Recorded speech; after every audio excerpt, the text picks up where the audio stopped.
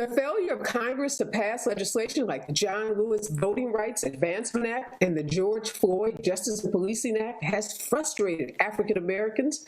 And with new voter suppression laws, some Democrats question whether the black voting bloc that allowed Democrats to take the White House and control both houses of Congress will abandon the polls during the midterm elections.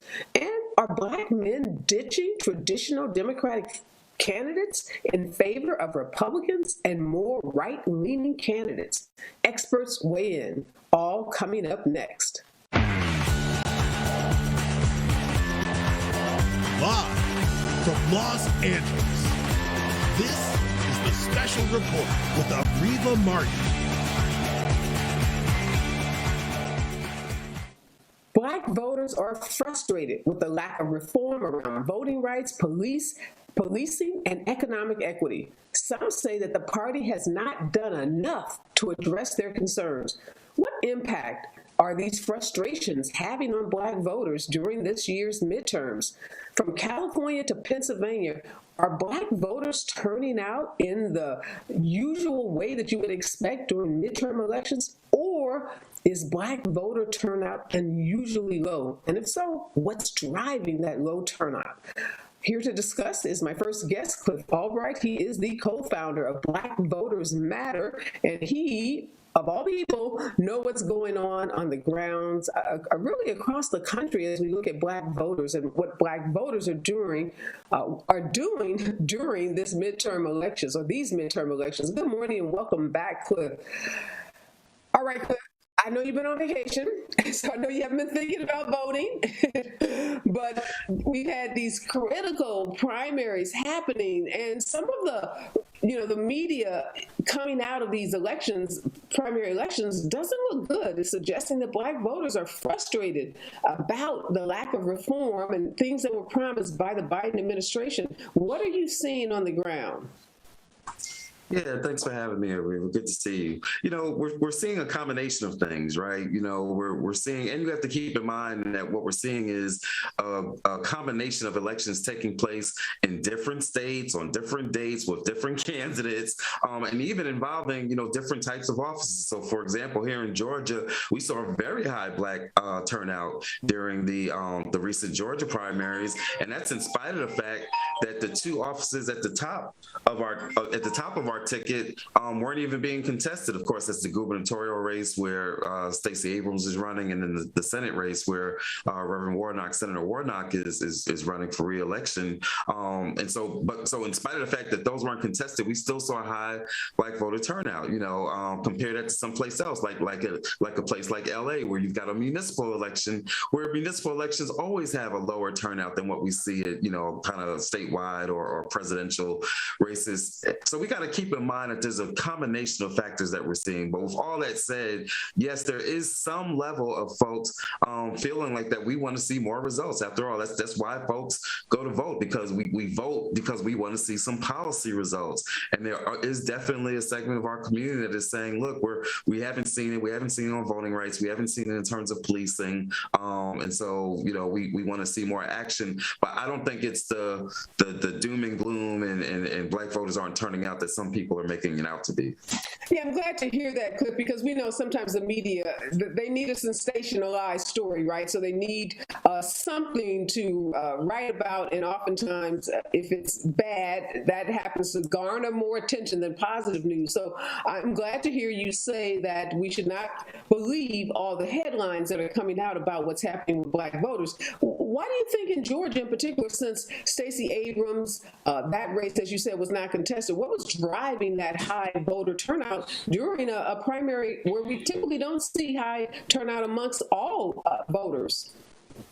Yeah, I mean, it's a great question. I would like to think that it's been because of some really good on-the-ground organizing coming from folks like us at Black Voters Matter, as well as other folks throughout the entire New Georgia Project and other folks throughout the entire, progressive ecosystem here in the state of Georgia. And part of what we have said routinely has been that, that these elections aren't just about the top of the ticket, that there are other seats, other offices that are on the ballots. We had a lieutenant governor's race. We had Secretary of State primaries taking place. We had some local elections taking place. And that's always been, especially at our organization, the way that we do our work is by partnering with local groups and getting folks to really understand the issues that are being talked about and at all levels on the ballot, from the ticket ticket all the way down the dog catcher, right? And so I think that that's part of it, that there's developing in Georgia the kind of understanding and engagement that folks are having that let them know that it's not just about whether there's a presidential or gubernatorial competitive race. It's about all of those issues, because all of those issues and all those offices impact us. That's the kind of deep organizing that we're trying to do all throughout this country. No, and you're right. I mean, definitely makes a difference in terms of how organized voters are in a particular state and local races. Something interesting is happening, though, in Georgia. This Herschel Walker, race against Reverend Warnock, despite Herschel Walker, his lack of experience, his questionable credentials that, he's stated that he has that have been proven that he doesn't have, some of the controversial, conduct he's engaged in terms of allegations of domestic violence. I mean, he just has kind of a long list. I imagine his op research books are pretty big and pretty thick, but yet he, in some polls, are ahead of Reverend Warnock. Help us understand what that dynamic is. Yeah, I mean, a couple of things going on. We know that this race in Georgia is going to be close. We knew that 2 years ago with the Senate races and with the presidential race, right? So no matter what the polls say, we know that it's going to be a close race. So we're not surprised by any polling saying that he's up there. We do know this, though, that oftentimes, in fact, if you look at Reverend Warnock's campaign a couple of years ago, at this point in the race, I think he was barely in double digits, right? And so, the poll numbers don't always capture our community, don't always capture the Black community. At the end of the day, the polls don't vote and win elections.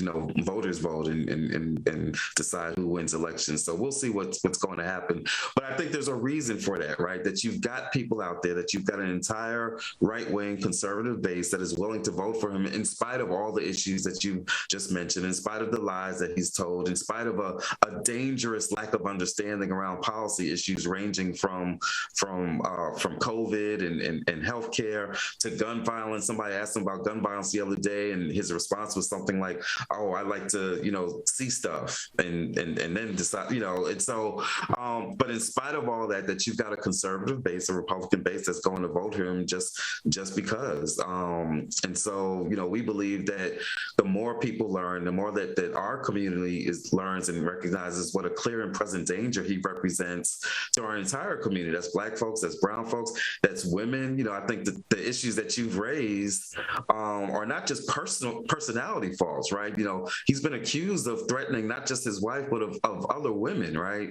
And in a moment where one of the key issues that is on the ballot is abortion rights and sexism and justice for women, that's not just a personal character flaw that he has. That's a policy issue, especially at a time when we've got discussions taking place around whether or not abortions will even have exceptions for rape, which includes domestic rape. The fact that he's accused of having attacked and has admitted, not just accused, has admitted to having attacked his own wife. That's not just a personal issue. That is a policy issue that has got to be a part of this debate. But I think that you've got a lot of media that is kind of unwilling to touch on some of those issues because they view it as being more personal than being a matter of policy, and we can't let that happen. Yeah, and I wonder, Cliff, in Georgia, is there a large base of independent voters who may lean more conservative and may vote more Republican, but if there is a candidate like Herschel Walker, a flawed candidate, like you said, not just personally flawed, but the lack of understanding of these policy issues should scare any voter. Or are there independent voters in Georgia who you think will reject a candidate like that simply because he just won't be up to the job? Yeah, I mean, the short answer is yes. We know that there's some voters like that. We know, the last election demonstrated that, right?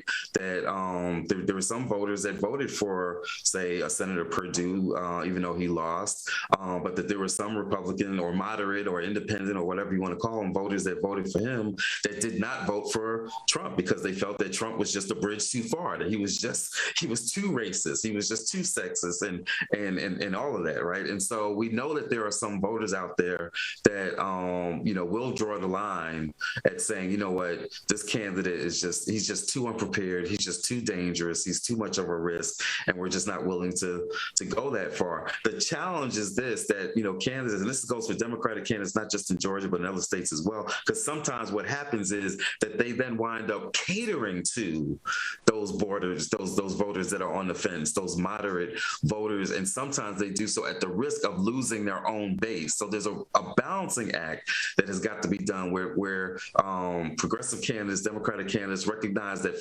first you got to respond to your base, that you've got to meet our needs, that you've got to speak to us if you want us to turn out. And in doing so, you got to believe that what you're championing, common sense gun reform or voting rights, or economic justice, right? Trying to deal with the price gouging that's going on, something that Republicans have fought against. They've got to believe that in addressing their base, that they'll also be willing to get some of those voters that are in the middle versus just catering to those voters and then risking losing their base.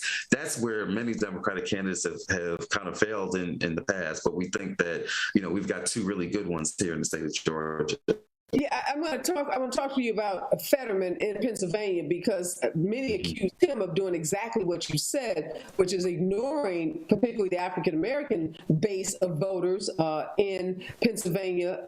But yet he won. He had a resounding win in the state. But before we do that, I want to talk about Stacey Abrams' campaign. Again, some of the reports coming out suggest that Stacey is trailing behind Governor Kemp. And I wonder what Trump's infamous efforts to take Kemp out, failed efforts to take him out. Are you expecting Trump to make peace with Kemp and come into the state and to really try to rally that conservative base in Georgia? Or will he continue, as we know Trump can do, to beef with Kemp in a way that may benefit Stacey? Right. I think the one thing that we know about the former disgraced, twice impeached occupant of the White House is that he's going to pursue whatever it is that is in his best interest, right? And oftentimes that means he's going to get on whatever he views to be the winning campaign. And so if he believes that Kemp is going to win, that he'll find a way to get over himself and find some reason to rationalize that Kemp is different and jump on the wagon, because he needs victories, because he's been taking a lot of losses in a lot of these races. And so, he's going to do whatever it is that he's going to do. At the end of the day, we just have to be focused on our community and talking about our issues and mobilizing folks and getting our folks involved. And we believe that if we do that, because this is what we know, even though Trump, despises Kemp, we also know that the one thing that amounts to be his kryptonite is Black women. And so we can't, I can't imagine him doing anything that's going to outwardly support Stacey Abrams. So we can't be worried about that. But I'm wondering if he continues to, trash Kemp in the eyes of Republican voters in Georgia. He's just basically called Kemp trash. Like, the guy does not deserve to be in office. If he continues to do that, might that cause maybe Republican voters to, sit that out? Maybe they won't vote for Stacey Abrams, but they won't vote for Kemp either. No, that's exactly what happened. What many people feel happened in the Senate runoffs, right? That all his talk about how the election was stolen and it's rigged and all of that turned off some of those voters, so that they just didn't come out in the runoff, right? And so there's a very real possibility that the scenario that you laid out is what will take place. That he won't support Abrams, obviously, but that he'll continue to trash Kemp, and then some people will stay home, and if so, then heck, more power to them. Let them go on and go that route. So, Cliff, we know after Ketanji Brown Jackson got the final nod after that, bruising Senate confirmation process, that gave a lot of voters hope, Black voters hope, and actually there was some sense that there would be an uptick in Black voting because of Ketanji Brown Jackson's success in becoming the first Black woman on the Supreme Court. Did you see a bump, and has that bump been sustained? And I want to ask you what other issues you think are going to really drive voters out during this primary season. Yeah, I mean, we saw a bump, in Georgia and other places in terms of turnout. Again, the turnout has actually been going up. Whether or not that's just because of Ketanji Brown Jackson's nomination, which is important, or whether that's because of some other things that have been done. The Juneteenth holiday, some people look at as being a sign that that Black voter needs are being addressed. So there's any number of things that have been done that have been positive, and then you got the other side of it, right, which is that there's some very clear threats coming from the other side, coming from Republicans, that has people motivated. So there's what we often talk about as being a push and a pull factor, right? There's some factors that are kind of pushing Black voters to come out, and then there's some that kind of pulling us to come out in terms of being a dangerous threats that we have to be wary of. But either way, what we know is that we need more than what we've seen so far, and that's been consistent. Like even in surveys that were done, talk to Black folks about the Ketanji Brown Jackson nomination, there were some that said, yes, this is a good thing, but we still need police reform. We still need economic justice. We still need this price gouging, this corporate greed to be dealt with. So Black folks, we understand when there are structural barriers. We understand that when you've got Republicans that are blocking action and all that stuff. But we've got to see you fight for us, and I think that's been the part that's been missing a lot of times. That there hasn't been a feeling from the national level that the president and others have been fighting hard enough on some of these issues. With that said, again, we've got to come back to the point I started with, that elections are oftentimes, we said, some people say all politics is local. It's about candidates, right? And so in Stacey Abrams and Senator Warnock, you see Black folks will be motivated differently than in some place, like you mentioned, a Fetterman, where if we're not being talked to, then Black voters are going to respond to that. So you've got what's going on at the national level, right? But you've also got the reality that there are specific candidates running for office, and Black folks are going to respond to those candidates and their policies and their campaigns. So how about the leaked Supreme Court decision suggesting that Roe v. Wade is going to be overturned this year? How much of a driver, if any, is that in terms of Black voter turnout, and how is that polling when you poll Black voters? Yeah, I mean, that's a hugely important issue.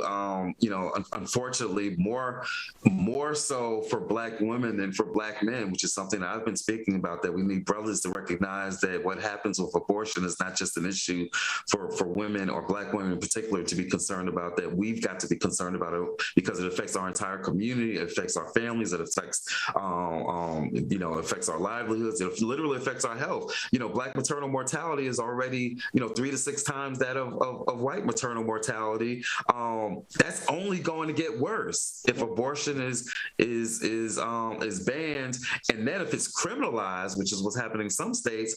We know what happens anytime anything gets criminalized, that it gets implemented and enforced against our community, against our families, against our women, more so than it is going to be enforced against white women who are seeking abortions, who are somehow going to be able to bypass being criminalized for doing so. So both in terms of health and in terms of criminalization, this is something that can have a disastrous effect on Black women, but not just on Black women, on our entire community and our families. And we've all got to be concerned about that. Black women are very already laser focused on it, and I'm trying to do whatever I can to make sure that Black men are in that discussion as well.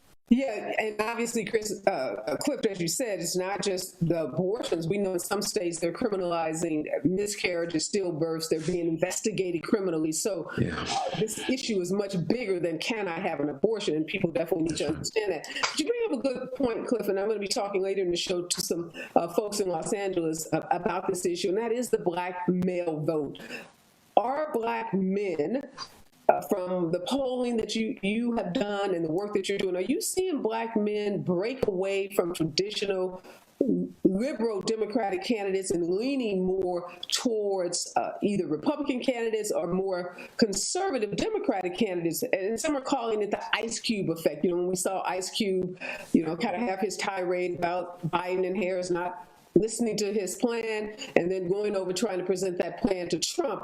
I'm just wondering, is that a headline? Are we making more of this that black men are not in lockstep with the Dem Party? And someone suggested to me that black men may feel like there's so much focus on black women being the backbone of the party, and black girl magic, and black women, and black men over here saying, well, wait a minute, what about us? Are they feeling left out? Like, what are you guys feeling in this moment about, electoral politics? Yeah, I'm gonna start with the back end of that question, because I was actually just reading an article where it was quoting somebody. And, you always got to be careful with anecdotal stories that appear in some media outlets. But I think that this one is something that has some legs to it, and it was quoting a brother that was basically making the point that you just made, that that you've got a lot of people recognizing and talking to black women, but not talking to black men as much, and not talking about black men's roles as voters enough, and not investing in mobilizing black men. And so, I think that there is some truth to that. Now, I think, we've got to be very careful, because, the way that it's being reported some places is that you've got this massive flood and exodus of black men, from voting for progressive candidates. And we know that's not been the case, right? We know that even in looking at the presidential election, although Trump was able to increase his margins a little bit, we know that still black men were the most reliable vote for the Democratic candidates than any other group except for black women, right? And so I think we have to be careful about the way that narrative is being shaped. But with that said, it is something that we've got to pay attention to, right? That we do have to look at what is it that is leading to the drip, drip, drip. And again, it depends on states, it depends on candidates, right? I think what you're seeing is, particularly when you've got certain types of candidates who have, kind of this the Trump glamour, right? The air of having money, even though we know that he's not nearly as rich as what he said he was. But certain candidates, whether it's a Trump or whether it's the candidate for mayor in LA, who's also a millionaire. That tends yeah, right. That tends to attract a certain type of black male voter who for a variety of reasons has really bought into this this overly capitalistic economic message of you too can be a billionaire or whatever, and I'm gonna make it rain and put all this money in your community and get you all these jobs. And that's an appealing message for some black men, in spite of the fact that when you look at these candidates and what they've actually done in terms of supporting our community, that they've not done that, but that's a message that if you haven't really done a whole lot of research, that somebody might be able to be willing to listen to it, especially when you get somebody like a Q or a Snoop who's saying, I can vouch for this person. And so we do have to take a look at what are the particular kinds of messages that are being directed at black men. Because again, keep in mind, a lot of this is because that you've had these right-wing forces that have flooded black men with certain images and certain messages in order to make this happen, right? And so it's not rocket science. If we know this in the work that we do, if you want folks to be motivated, if you want them to turn out, first and foremost, you got to speak to us. You got to knock on our doors. You got to send us a message that resonates with our lives. And if progressive candidates aren't doing that enough, and there's a void there where other folks can come in with false messages that some might find appealing, then that can be a dangerous thing. So we need to pay attention to it, but we don't need to exaggerate the message that black men are just leaving progressive politics altogether. Yeah, it's interesting you mentioned that whole, buying into this message of these billionaire. Rick Caruso's the billionaire developer that was running or is running and now headed to a runoff with Congresswoman Karen Bass in Los Angeles.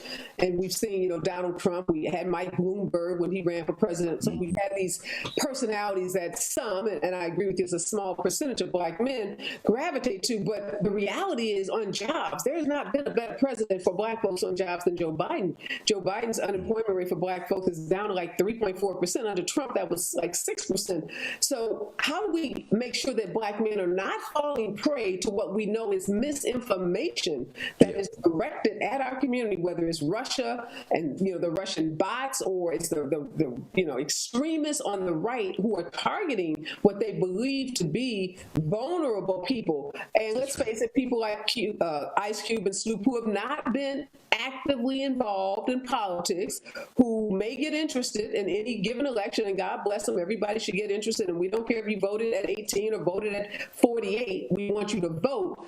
But they know that these people, a lot of the ones they're targeting, don't have a long history of being involved in electoral politics and may not know, the history of some of the information that they're hearing. They may hear it and misinterpret that information. So how can we do a better job to make sure people understand that the Rick Carusos and Donald Trumps of the world have not been investing in Black men and have no intentions of investing in Black men, and that is just some kind of, fabrication out there. They're just lying, let's call it what it is, to Black men, and they're not about to make Black men billionaires. That ain't happening. So how do we get that message to that small group that you said may be inclined to believe and follow that message? Yeah, it's interesting. You mentioned, some of them and how long they've been involved. Some of these influencers, how long they've been involved. Latasha and I, my dear friend and co-founder Latasha, we were actually in LA 2 years ago when I think Snoop said it was his first time voting, right? And that was 2 years ago in LA. And I wish we had more time for an in-depth discussion with them at that point, because we could have talked more about these policy issues. But I think the answer to the question is that whether it's Snoop or anybody else, that we just got to have, we got to get that accurate information to them. And it's got to come from credible messengers. And credible messengers means, yes, influencers play a role in that, but it also means that, just the folks on the street, the folks in the hood, our friends, our cousins, our family members, our coworkers that are just having these conversations. And too often we don't have these conversations, again, particularly with Black men, because there's an assumption that, they're not as interested as maybe a Black woman is or something like that. We've got to invest and have these conversations and get accurate information, because it's not even as simple, like you mentioned, that they're not going to invest. These billionaires aren't going to invest in Black men and Black families and Black communities. It's actually even deeper. It's the exact opposite. You've got Caruso going out there talking about increasing incarceration and policing and rounding up homeless people. If Caruso had his way, Snoop would not be a billionaire today. Snoop would be sitting in jail someplace today. Those are the kinds of policies that Caruso is supporting, right? So far from making Black men into billionaires and millionaires, he's actually trying to increase the over-incarceration of Black men and Black families and Black communities. And so when we can have those discussions, they're getting really into what is this person really talking about? What are their policies talking about? What has their history been? And get just beyond the surface level promises of, hey, I'm a billionaire, I can make you a billionaire too. When we can get to that level of discussion,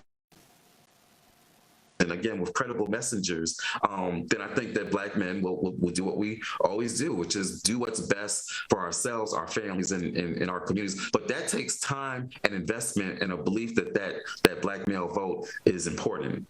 Yeah, and as a Black woman who understands the importance of elevating Black women, understand that we face some unique challenges, different even than Black men, I do feel like we need to balance out the messaging. And I love that we often and repeatedly lift up Black women and the role that we have played in voting in the Democratic Party. But I do feel like we need more positive messages from men like you and messengers like you, because we don't see enough of people like you, Cliff, quite frankly. We see the Black women who are doing their thing, and I love it. I'm one of them. But I do want us to see, because I have a Black husband and brothers and a son, and I know how involved they are, and I know the work that they're doing. So I hope over the next, 5, 6, 7 months as we head into November, and then we get ready for 2024, because we're not going to be able to take those running shoes off. Once we lace them up, we're going to be going right to 24. That we can see more Black men coming forward and talking about the role that they play as well in supporting candidates, and the oversized role, as you said, second to Black women, it's Black men in terms of Dem politics.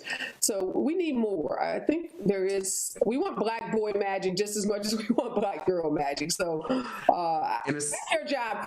Go out there and find me. I can't find anybody like you to invite on the show. So I need you to go out there and find me some other credible Black male messengers, because I want to make sure I'm doing my part to lift them up as well. And it's a challenge, because we don't want, in saying, hey, we got to pay attention to Black men, we don't want to ignore what you were just talking about, right? Which is, at the end of the day, if Black women are the most reliable part of the base, then we need to still continue to invest in and recognize Black women, not just as voters, but as leaders, right? That needs to continue. So we don't want it to be viewed as like this zero-sum game where it's like, okay, either we're going to talk about Black women, we're going to talk about Black men. We want to recognize that we've got to continue the trend of investing in and lifting up and amplifying Black women, and just making sure that we're doing so, that we've also got an eye to making sure that we're not losing some of the brothers on the margins. That can be a difficult task, especially in a society that is often built on these notions of it being a zero-sum game versus this thing where our entire community gets benefited when we acknowledge that Black women have been under-resourced and undervalued for decades and centuries, and that we need to correct that. But in doing so, that we need to also continue to speak to our brothers. It's a challenge in this society, but it's something that we've got to answer, because our future depends on it. Yeah, I think we're up to it, and we understand the divide and conquer approach that the target that we have been in terms of trying to divide our community. But we can do this, Cliff. We're smart people. We can figure out how to make sure we're supporting Black women, but also lifting up the voices of Black men. Thank you so much for joining me. Great insights. We're going to obviously be on this path for from now till November to see what happens. And I'm so hoping that Georgia, that you guys do what you did in that last election when you guys got those 2 Democratic senators elected. I'm hoping that you show up again, because that is so encouraging for the rest of the country, that if Georgia can elect 2 Democratic senators, so if you can keep those 2 senators in office and give us the first Black female governor, not mayor, governor of a southern state, that's going to be just, I don't know, as big as having Kamala Harris in the White House. Thanks again, Cliff, so much for joining me. Always such great insights. Now, my next guest is Areva Smith. She is a columnist with the Los Angeles Times, and she wrote a really insightful piece the day before the election entitled, "These Black Men Say They'll Vote for Caruso, Not Bass. Is it the Ice Cube Effect?" Good morning and welcome, Areva.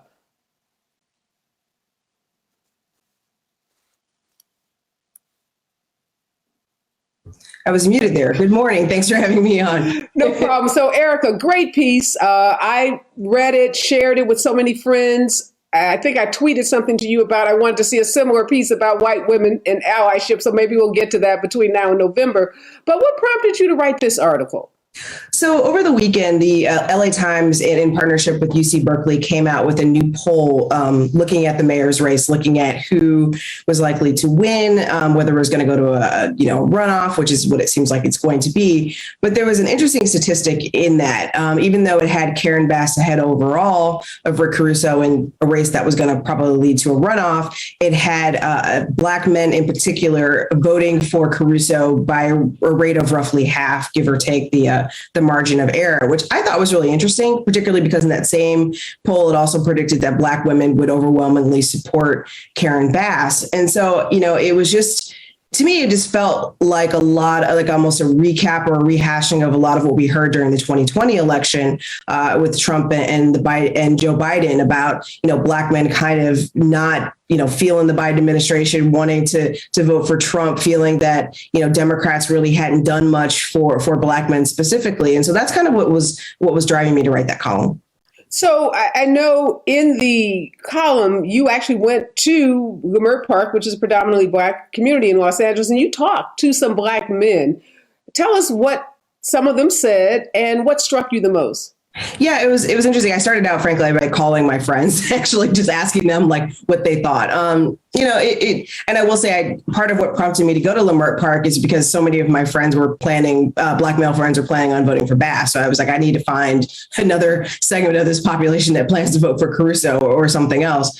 It was interesting. I didn't actually run into too many people trying to vote for Caruso, or at least were willing to admit it to me. But, I did find a number of Black men who were going to vote for Bass, who at the same time completely understood why other Black men would vote for Caruso. And the reasons ranged. It was, anything as simplistic as just like flat out sexism, which I should note in that same survey, more men of every other, ethnicity and race were going to plan on voting for Bass. So I didn't feel like sexism was just the be all and end all the reason, but also just this idea that Black men envy people who are as wealthy and successful as Rick Caruso is. As most people know, he's a billionaire developer of the Grove and other properties. What also came up was just this idea that, Black women get a lot of attention and that there aren't a lot of, not enough attention being paid to Black men and specific things that they need. And when we talk about the Black community,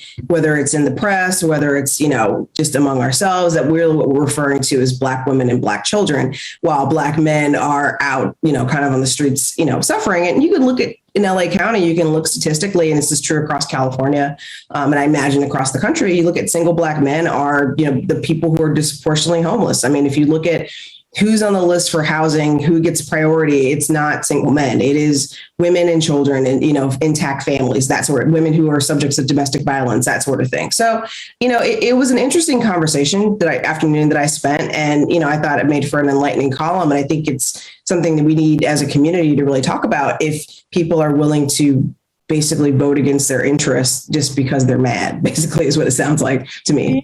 Yeah, I was going to say, I understand these men, and I just talked with Cliff Albright, who's co-founder of Black Voters Matter, and he says there is some sentiment out there that Black men don't get enough attention, even though Black men are the second strongest voting bloc for the Dem Party behind Black women. But it's interesting that they feel like they're not getting attention, and the solution to that is to vote for a white billionaire, as if that white billionaire is going to give them attention. Like, there's no history, there's no, demonstrated evidence that Black men get attention from white billionaires. If anything, what Cliff said is the contrary is true. What we do know about Rick Caruso in particular is that his policies around policing and his notion that he wants to take the Democratic Party back to where it was 30 years ago, if that 30 years is the 90s, that was like the worst period ever for Black men in the criminal justice system. And we know 1,500 cops are put on the street by Rick Caruso. If he's mayor, those cops are going into those very communities where these Black men are. So do they understand that? Do they, are they aware of those policies? Or how do they reconcile the two? I mean, I think that's kind of the double-edged sword, right? I mean, another thing that came up is that because so many Black men feel that they are so, not paid attention to by politicians, they're also disconnected from the political process. So, they know, so, it's kind of like, the danger of what you do know kind of like overwhelms what you don't. So I do, some of the men that I talked to, they didn't know a lot of the details about what Caruso was actually going to do. And the men that I spoke to that were planning on voting for Bass, who also could understand why other Black men would vote for Caruso, they kind of said the same thing. And so I think that kind of is this, like, that's the general problem, right? Is that people feel like they're mad because they're not being paid attention to, therefore they're disconnected from the process, but they don't understand who they plan to vote for is actually going to be against their interests, not just their interests, but our interests as Black women. So it's kind of, it's a problem that needs to be addressed. So obviously the final vote tally has not come in. We're just 12 hours since the polls actually closed. And I think your paper, LA Times, is reporting only about 30% of the votes in the mayor's race has even been counted. So, of course, we don't know how Black men have voted. But I know you shared with me that Black voter turnout overall seems to be lower than the overall state numbers, overall county numbers, which are pretty low to begin with. Any sense about why Black voter turnout is so low, given how impacted we've been by issues of homelessness and criminal justice policies? why do you think Black voters just weren't motivated to go to the polls? Yeah, as you said, I mean, we don't really know about how many people, what the turnout has been. Actually, I was just having a conversation with my colleagues. It sounds like the county is not going to give an update on voting tallies until Friday. So that's going to be a few more days until then. But, just from anecdotally from looking at statewide, turnout was not great in general. From looking at some of the data sources that I've seen, a lot of voting within South LA was not as high as other parts of the county. And one of the deciding factors seemed to be whether an area had a council district with a councilman who was up for re-election or fending off a challenger. That seemed to be higher. But I don't know. I mean, it's going to be really interesting to see why the people who seem to need the most from politicians are not voting for them. It could be just, life, working 3 jobs, trying to make ends meet, not having time. That said, we all know that California makes it extremely easy to vote. So I don't know. It's going to be interesting. And I think that the focus is going to be on getting people to turn out in November. So let's talk about Snoop. So we know that Snoop endorsed Rick Caruso several weeks before the election. And I know your article talked about the ice cube effect. Again, we don't have all the numbers, but if just based on what you've seen, what impact did Snoop's endorsement of Caruso have on voters, if any? I mean, it's hard to tell. I mean, right. I think celebrity endorsements are always a little squishy to see whether people actually agree with them or not. But, it is LA and people and whether it's, John Legend coming out for progressive prosecutors or Snoop coming out for Caruso. I mean, these folks have massive platforms with a lot of followers. I think at the very least, it gives people, not necessarily an excuse, but kind of cover for voting for them. If you're getting flack from your friends for voting for Caruso, you could be like, Snoop endorsed him. It gives them that kind of plausible deniability. But in my column, I talked about the ice cube effect, basically because, a couple of years ago when he was promoting this, contract with Black America economic plan, criminal justice plan, he basically floated it to both the incoming, potentially Biden administration and the current Trump administration, which caused a lot of backlash, mostly from Black women about why he would work with the Trump administration. But, he voiced a lot of the same complaints that I heard over the weekend about how Democrats don't meet the needs of Black men. And so, I think that Ice Cube at the time, and I think it's continued, has voiced this thinking and this thought process that is definitely being talked about still. And granted, it's not a vast majority of Black men who, as you said, continue to vote for Democrats and vote in the best interest of the Black community. But, there is this small, minority of Black men who are very much voicing this. And it's unclear at this moment whether or not that's going to be something that's going to grow. Is it going to be something that's going to continue get people to sit at home from the polls, if not to outright vote for somebody like Caruso, which I think is a far bigger concern, is getting people to actually vote as opposed to just staying home. So I want to bring in Kareem Webb. He's a very accomplished entrepreneur here in Los Angeles, prolific restaurateur. And he wrote, I thought, a very compelling letter that he tweeted out right before as people were actually going to the polls. And it was a letter to Black men in LA.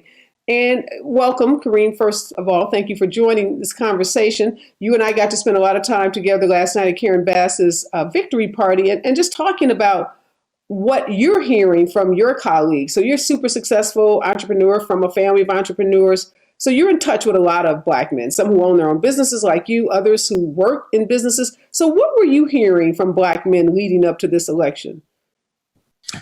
Well, first of all, Areva, thank you for having me. Yeah, anecdotally, men in my church, fellow entrepreneurs, I was playing golf with a prominent African-American Democratic supporter on Sunday, and was just surprised to learn that they had planned to vote for Caruso. Of course, by the time that we finished playing, that was no longer the case. But what you're hearing is there's concern. I think African-American men, many of us who have overcome all of the obstacles, not that Black women haven't, but have overcome all the obstacles, including the threat to violence to our bodies by our brothers and by law enforcement, in order to find ourselves in a position where we have something. Some of us, I think, lose the connection to Big Mama, so to speak, and community, and get really protective about our own. And so, like, I've heard people ask questions about, well, who's going to be better to me as a landlord? Because right now I've got tenants that don't have to pay rent, or frustration with homelessness and the thinking that problem solving, will come from somebody who has somehow, some way accomplished what Rick Caruso has accomplished as a developer, and that will translate to efficiency and a lack of fear around political ramifications for decision making, and assertiveness in a way that a progressive or a perceived progressive candidate at this time will not. And there hasn't been a lot of digging and research about the person and about the kind of matching the probability and the history of behavior with what their expectation is or what they're trying to solve for in terms of frustrations that many of us feel right now. Yeah. So, Erica, Kareem mentioned Big Mama, and I know you said in your analysis you didn't see gender playing a big role in this election, but I did hear, kind of consistent with what Kareem said, a couple of guys said to me, and I think you quote something like this in the article, that Karen Bass is a sweet lady. Mm-hmm. Very pejorative. We know we don't need to call Karen Bass a sweet lady. Let's call her a powerful leader, because that's what we would call her if she was a man. But I do wonder about gender, and I wonder about Black men feeling like a woman like Karen Bass is not going to be, tough enough. The image that they have of a developer, as Karima says, like this hard charging, assertive guy that's going to, go and sweep the streets of all the tents and the encampments and get people off the streets in a way that sweet Miss Bass can't do. I mean, did you hear any of that in these interviews? Yeah, for sure. I mean, when I was saying it's not just straight sexism, I mean, it wasn't just any woman. It was, specifically Karen Bass. And I do think that plays into it. I mean, we heard that, back when she was being considered for the vice presidential slot, her along with Kamala Harris, that Kamala was more of this kind of strong woman who's a prosecutor who could, make the tough decisions. I mean, Karen Bass has throughout her career, which I think is to her credit, has, been a coalition builder. She's talked about working with both sides and coming up with solutions as opposed to kind of like just fighting the good fight, for the sake of fighting.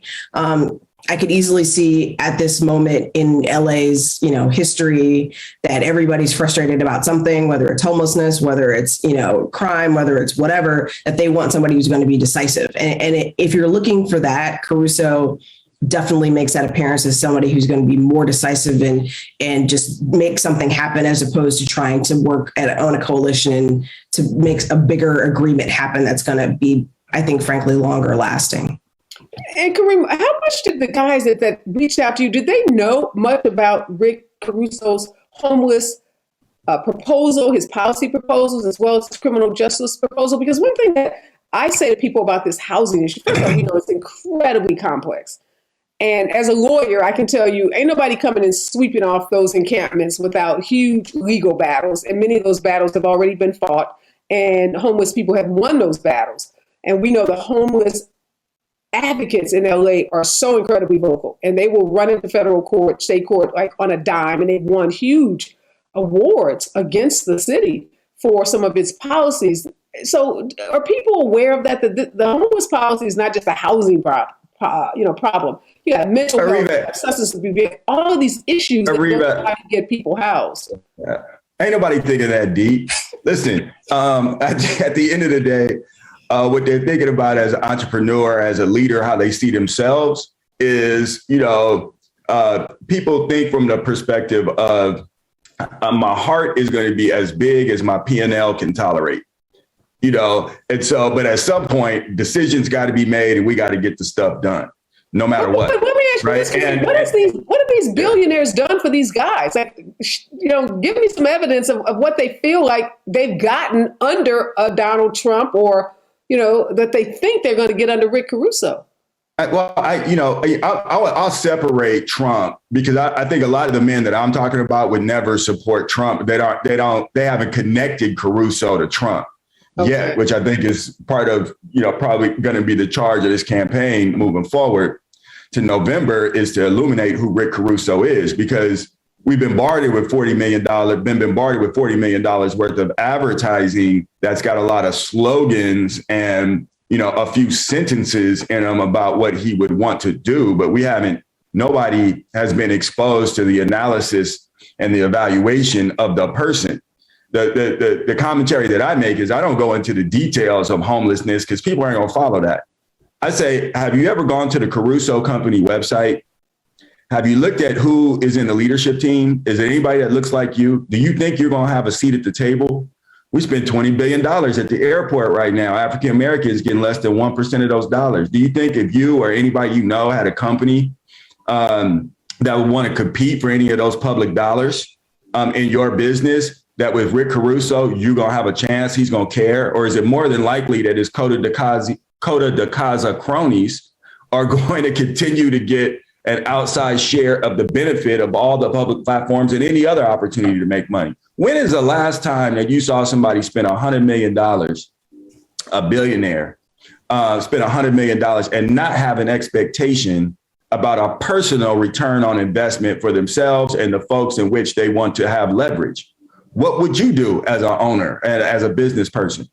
Man, it's bigger than you. And, and you got to be connected to your community. At some point, you got to look at yourself in the mirror and say, listen, whether it's tax policy or anything else, sometimes you got to take one for the team. And what team are you on?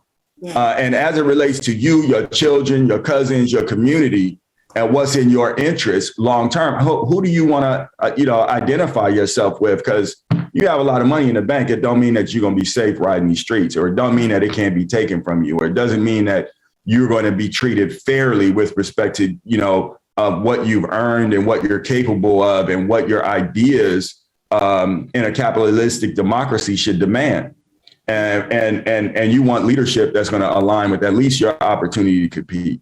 That ain't going to be Rick Caruso.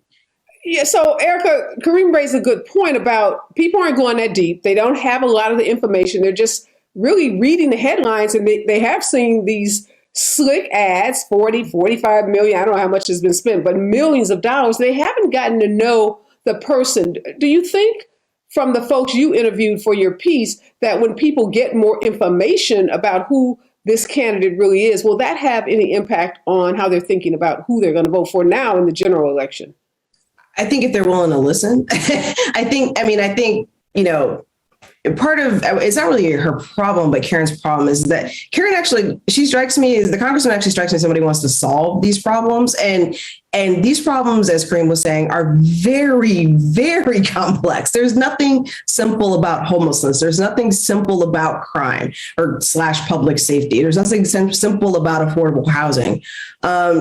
And in order to do that, it's going to take time and it's going to take effort and a lot of nuanced policymaking. And, I see, I moderated one of the debates and I see the Congresswoman trying to kind of explain this in 60-second sound bites. That's impossible, and people have no kind of attention span at this point for various different reasons for listening. So I think the challenge is really going to be, for her campaign, frankly, just to kind of articulate what she's trying to do in a way that's digestible. And I think that understanding who Rick Caruso is going to come out in drips and drabs. I mean, I think journalists are going to do their job. I think that's one of the good things about this runoff. And I'm actually not even upset that Rick Caruso was in the runoff. I think it's a good thing because I think it gives us some time for us as a community, us as a city, to really understand what it is we want going forward for the city. And now we've got some months to figure it out. Who is Rick Caruso? What does he really want to do?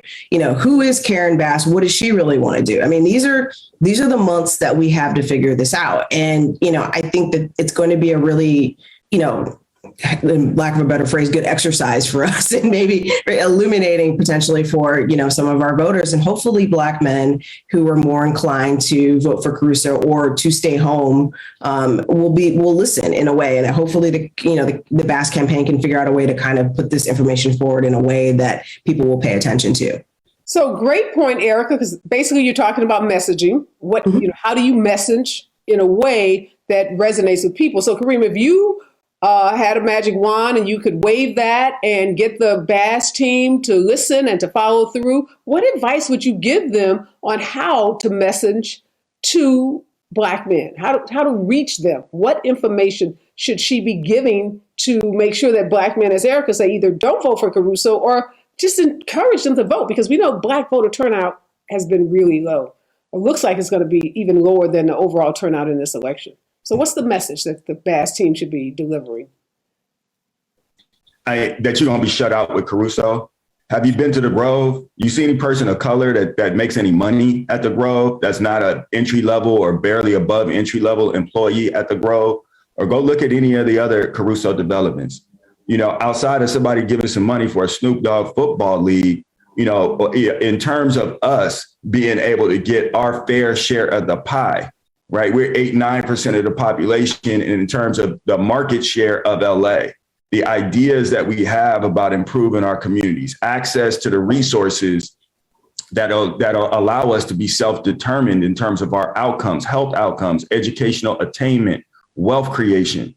You know, you want somebody that is setting policy and the trajectory of the city generally that is aligned with fairness, period.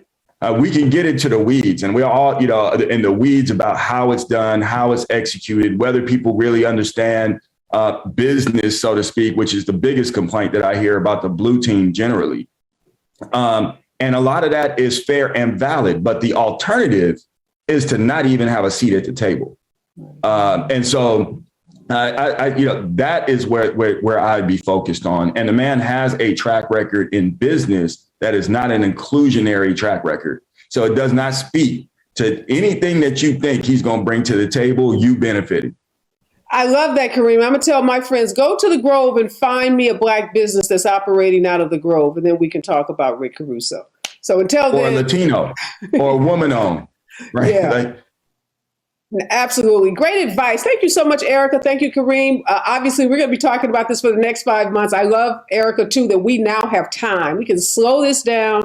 You guys, the journalists, me, and the role that I play, we can all now talk about these issues, educate people. Kareem, you can keep writing those letters to Black men, keep talking to those folks on the golf course, in your church circles, because it's going to take each and every one of us talking to people, having these conversations and meeting people where they are, because there's a lot of misinformation that's being, you know, funneled into our community. And we have to make sure we're countering that misinformation with factual information as well. So again, thanks to both of you for joining me this morning for this really important conversation.